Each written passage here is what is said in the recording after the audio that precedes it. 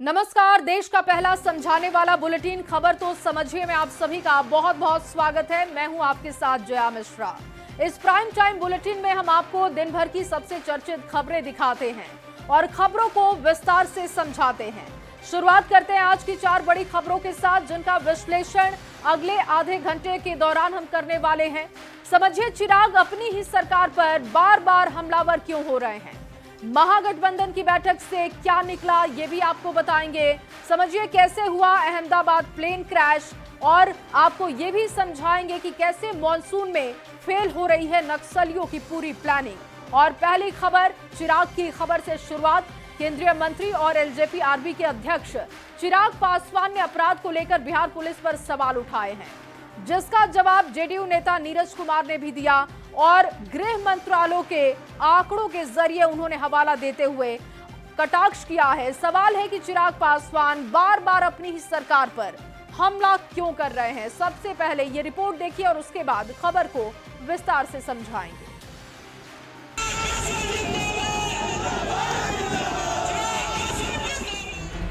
जैसे जैसे बिहार विधानसभा का चुनाव नजदीक आ रहा है, वैसे वैसे आरोप प्रत्यारोप की सियासत तेज होती जा रही है। बड़ी बात यह है कि कानून व्यवस्था के मुद्दे पर विपक्ष के साथ साथ केंद्रीय मंत्री और एलजेपी आरबी के अध्यक्ष चिराग पासवान का हमला भी नीतीश सरकार पर तेज होते जा रहा है। चिराग पासवान ने एक बार फिर सोशल मीडिया पर पोस्ट लिखकर निशाना साधा। चिराग ने लिखा, बिहारी अब और कितनी हत्याओं की भेंट चढ़ेंगे, समझ से परे है कि बिहार पुलिस की जिम्मेदारी क्या है।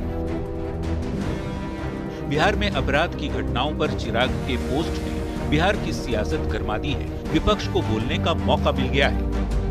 केंद्रीय मंत्री आदरणीय श्री चिराग पासवान जी को स्पष्ट रूप से ये दिख रहा है कि बिहार में अपराधी राज कायम है।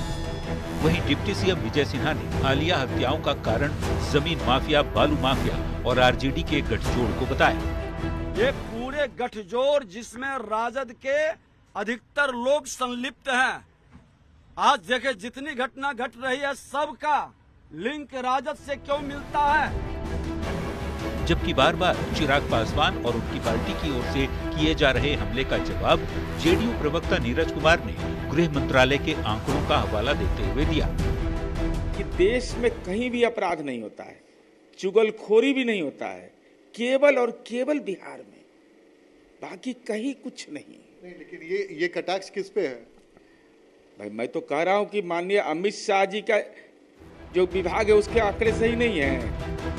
हाल के दिनों में जिस ढंग से चिराग पासवान और उनकी पार्टी का रुख रहा है, उसके बाद कई तरह के सवाल उठ रहे हैं। सवाल ये कि चिराग पासवान बार बार अपनी ही सरकार पर हमला क्यों बोल रहे हैं। आखिर चिराग पासवान चाहते क्या है और चिराग के मन में आखिर क्या चल रहा है। न्यूज़ 18 के लिए पटना से आनंद अमृतराज और शैलेंद्र कुमार के साथ ब्यूरो रिपोर्ट।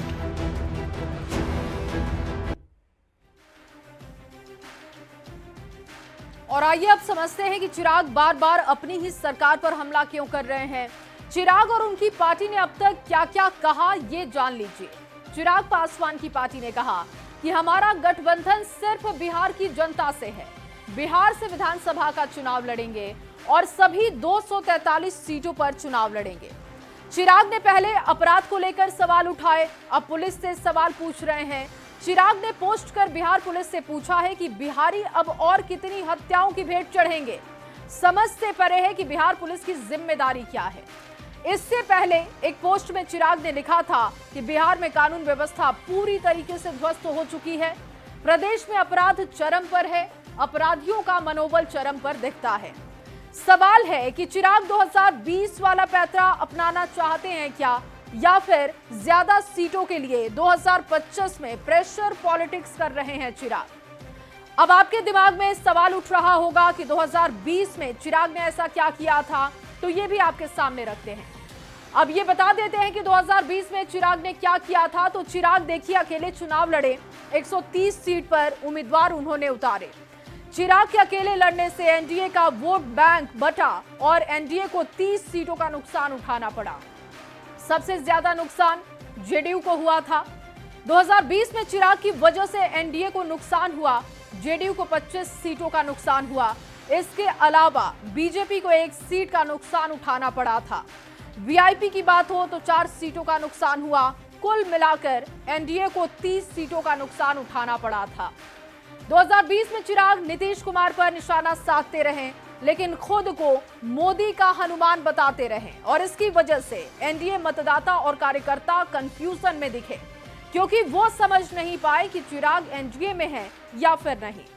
अब 2025 में भी चिराग 2020 वाला व्यवहार कर रहे हैं, नीतीश सरकार पर लगातार निशाना साध रहे हैं, बार बार कानून व्यवस्था को टारगेट करते हैं और इसी मुद्दे को लेकर सरकार को घेरते रहते हैं। और ऐसे में फिर वही सवाल कि क्या चिराग के मन में कुछ चल रहा है, चिराग आखिर चाहते क्या है। और अब बात बिहार में चल रही मैराथन बैठक की भी कर लेते हैं। देखिए, पटना में महागठबंधन की बैठक हुई। तेजस्वी यादव ने बताया कि सीट शेयरिंग पर बातचीत शुरू हो गई है। इस मौके पर तेजस्वी ने नीतीश सरकार पर निशाना साधा तो एनडीए नेताओं ने महागठबंधन पर पलटवार किया। रिपोर्ट देखिए।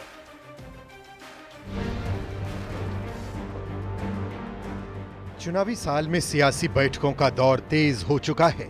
नालंदा के राजगीर में बीजेपी की बैठक तो पटना में महागठबंधन की बैठक हुई। नेता प्रतिपक्ष तेजस्वी यादव के आवास पर 2025 चुनाव को लेकर महागठबंधन की 5वीं बैठक हुई। बैठक के बाद तेजस्वी यादव ने बताया कि सीट शेयरिंग पर बातचीत शुरू हो गई है। हालांकि बैठक महागठबंधन की थी, लेकिन बैठक के बाद गठबंधन से ज्यादा तेजस्वी यादव नीतीश सरकार की चर्चा करते दिखे। बिहार के लिए लड़ाई लड़नी है, बिहार को आगे बढ़ाना है, एक नया बिहार बनाना है, तो हर एक विषयों पर हम लोगों ने चर्चा की है। तेजस्वी यादव ने अपराध के मुद्दे पर नीतीश सरकार पर निशाना साधा तो एनडीए नेता महागठबंधन पर पलटवार करते दिखे। महागठबंधन के लोग कितने भी उठक बैठक कर लें, कोई भी एक्सरसाइज कर लें, सबका सब बेनतीजा ही रहने वाला है। इस चुनाव में जनता इनका वो हासिल करेगी जो आज तक नहीं हुआ था। चुनावी साल है तो बैठकें होंगी ही, लेकिन अब तक हुई महागठबंधन की बैठक में ना तो चेहरा तय हो पाया है और ना ही सीट शेयरिंग फाइनल हो पाया है, जिसका जिक्र करके एनडीए नेता निशाना साध रहे हैं। न्यूज 18 के लिए पटना से रवि एस नारायण और संजय कुमार के साथ ब्यूरो रिपोर्ट। तो 3 महीने में महागठबंधन की 5वीं बैठक हुई। पहली बैठक 17 अप्रैल को हुई थी, दूसरी बैठक 24 अप्रैल को हुई। आपको समझा रहे हैं कि कब कब ये बैठकें हुई हैं। तो देखिए, जो महागठबंधन है उसने अब तक 5 बैठकें कर ली। पहली बैठक 17 अप्रैल को, दूसरी बैठक 24 अप्रैल को, तीसरी बैठक 14 मई को और चौथी बैठक 12 जून और इसके साथ ही 5वीं बैठक 12 जुलाई को हुई है। अब आपको बता देते हैं कि महागठबंधन की बैठक में क्या क्या बातें हुई हैं। सभी दल मिलकर मैनिफेस्टो बनाएंगे, ये चर्चा हुई। इसके साथ ही मैनिफेस्टो में 8 बातों पर फोकस होगा, इसी को लेकर चर्चा की गई। सोशल मीडिया पर बेहतर ढंग से काम करने पर सहमति बनी है। सोशल मीडिया को और मजबूत करना होगा और सोशल मीडिया के जरिए विरोधियों पर वार करने की प्लानिंग इस बैठक में तैयार की गई। बैठक में नौकरी रोजगार को लेकर भी चर्चा की गई। मुख्य एजेंडा के तौर पर इस पर चर्चा की गई है। इसके साथ ही कानून व्यवस्था पर सरकार को घेरने की रणनीति भी तैयार हुई। इसके साथ ही वोटर पुनरीक्षण के मुद्दे पर मुहिम चलाने की रणनीति भी बैठक में तैयार की गई है। अब समझिए कि महागठबंधन की बैठक से क्या निकला, क्योंकि 5 बैठकें हो चुकी हैं। नतीजा आखिर क्या निकला है, तो देखिए 5 बैठकें हुई, लेकिन अब तक सीट बंटवारे पर बात नहीं बन सकी है। अभी भी गठबंधन के चेहरे पर मुहर नहीं लग सकी है। जब तक सीट और चेहरे पर बात नहीं बनती, तब तक सवाल उठते रहेंगे और ऐसे में सवालों के जरिए खबर को समझिए। 2020 के फॉर्मूले पर सीट बंटवारा तो दावेदारी का क्या होगा? क्या फिर से कांग्रेस को 70 सीट देने पर राजी होगा आरजेडी? मुकेश सहनी के 60 सीटों पर दावे का क्या होगा? क्या तेजस्वी के सामने कांग्रेस ने घुटने टेक दिए हैं? ये तमाम सवाल बहुत अहम है, क्योंकि बैठकें लगातार हो रही हैं, लेकिन बैठकों से कुछ खास निकल नहीं रहा है। आगे बढ़ते हुए बात अहमदाबाद प्लेन क्रैश और उसकी रिपोर्ट की करेंगे, क्योंकि 12 जून को अहमदाबाद में एयर इंडिया के बोइंग 787 विमान हादसे की शुरुआती जांच रिपोर्ट सामने आ चुकी है। रिपोर्ट में क्या कुछ सामने आया है, आपको दिखाते हैं।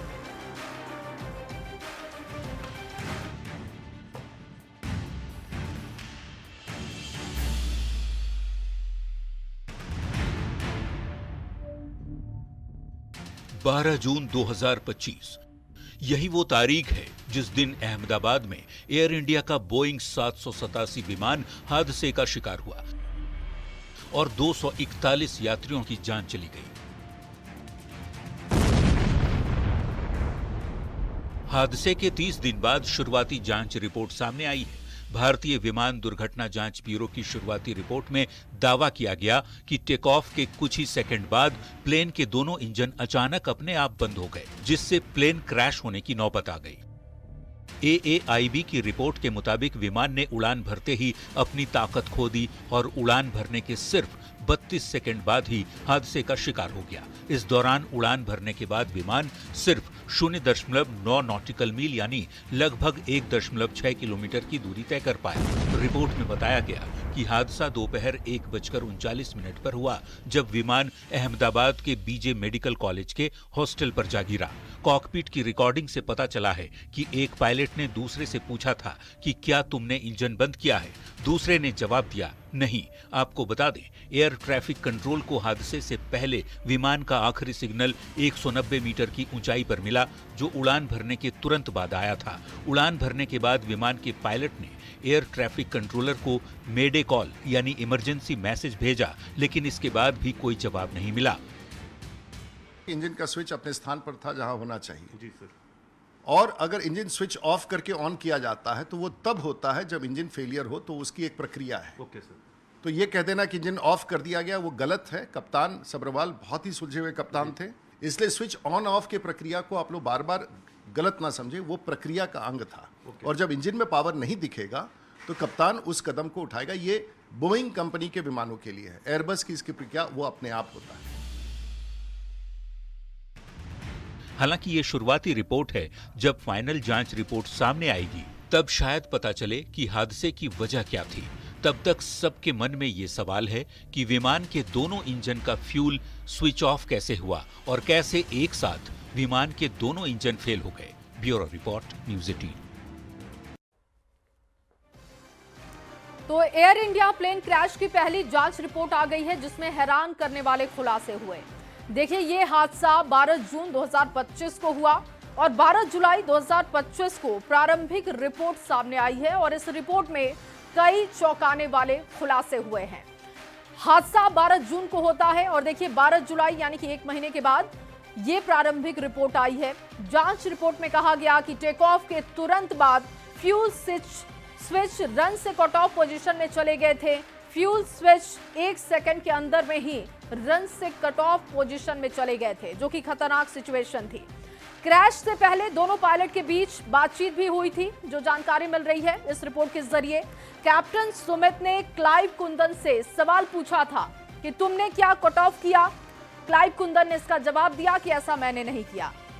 इंजन फ्यूल कंट्रोल सिस्टम में कुछ हुआ था क्या, तो इसका जवाब है कि रन से कट ऑफ हो गया था। इसके बाद फ्यूल सप्लाई बंद हुई तो इंजन 1 और इंजन 2 की स्पीड टेक ऑफ लेवल कम होने लगी थी। हादसे के एक एक सेकंड का अब हिसाब समझाते हैं आपको। देखिए 13:38:52 यानी कि 1:38 सेकंड पर इंजन 1 के cut off switch cut off से रन पर किया गया। 13:38:56 यानी कि 1:38:56 पर इंजन 2 का ईंधन कट ऑफ स्विच भी रन पर किया गया। इंजन 1 सुधार होता है और इंजन 2 पूरी तरीके से काम नहीं कर पा रहा था। 13:39:05 यानी कि 1:39:05 पर कैप्टन सुमित ने एटीएस को मेडेक कॉल दी थी, यानी कि इमरजेंसी कॉल उन्होंने दे दी थी। 1:39:11 पर संपर्क बंद हो जाता है, विमान से डेटा रिकॉर्डिंग भी बंद हो जाती है। और इस तरीके से ये जो प्रारंभिक जांच है उसमें कुछ चौंकाने वाले खुलासे हुए हैं, लेकिन अभी भी फाइनल रिपोर्ट का वेट करना होगा। चलिए आगे बढ़ते हुए अब बात नक्सलियों पे प्रहार की होगी। नक्सलियों के लिए सबसे सुरक्षित माने जाने वाला मौसम ही नक्सलियों का कब्रगाह बनेगा। झारखंड के सारंडा में नक्सलियों के लिए तैयार किया गया है मास्टर प्लान और यही वजह है कि पहली बार मॉनसून में भी जंगलों में नक्सलियों के खिलाफ ऑपरेशन जारी है। हालांकि नक्सलियों के द्वारा इस ऑपरेशन को रोकने के लिए सुरक्षा बलों को नुकसान पहुंचाने के इरादे से प्रेशर आईडी का इस्तेमाल हो रहा है। बावजूद जवानों के मनोबल पर इसका कोई असर नहीं हो रहा है। ये खास रिपोर्ट आपको दिखाते हैं और उसके बाद खबर को विस्तार से समझाएंगे।